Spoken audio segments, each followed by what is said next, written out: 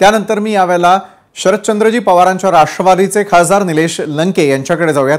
निलेशजी, काल खरं तर रोहित पवारांना त्या ठिकाणी जावं लागलं, आज खुद्द ज्येष्ठ नेते असलेल्या शरदचंद्रजी पवार यांना देखील त्या ठिकाणी शिक्षकांच्या भेटीला जावं लागलं। मात्र जे उद्याचं भवितव्य घडवणारे शिक्षक आहे त्यांना अशा प्रकारे आझाद मैदानावरती येऊन आंदोलन करण्याची वेळ काय येते? सरकारचं लक्ष वेधण्यासाठी 2 दिवस त्या ठिकाणी मुंबईत यावं लागतं, यामागची मुख्य कारणं आपण काय पाहिली निलेशजी? पहिली गोष्ट, जो ज्ञानदान करणारा शिक्षक आहे त्याने अनेक पिढ्या घडवल्या। तुम्ही आम्ही जे आज एकमेकांसमोर बोलतो त्यामध्ये सर्वात महत्वाचं म्हणजे माझा शिक्षक आहे। बरोबर आहे। आपण आपल्या म्हणतो की आपले आई वडील हे आपल्यासाठी सर्वश्रेष्ठ, तर त्याच बरोबरीने माझा शिक्षक सुद्धा तेवढाच श्रेष्ठ आहे।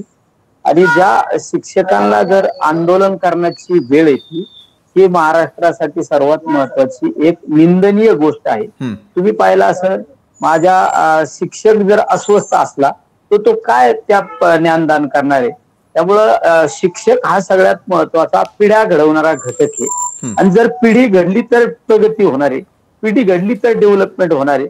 आणि जर ती पिढी घडवणाऱ्यांना जर आपण अस्वस्थित जर करणार असेल तर निश्चित त्याचा परिणाम ज्ञानदानावर झाल्याशिवाय राहणार नाही।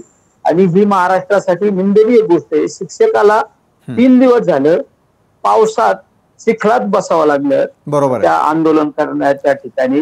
काल आमचे विधानसभेचे आमदार रोहित दादा पवार त्या ठिकाणी रात्रभर त्यांच्या बरोबर ते सुद्धा झोपले। काल सुप्रियाताई त्या आंदोलनकर्त्यांना भेटल्यात।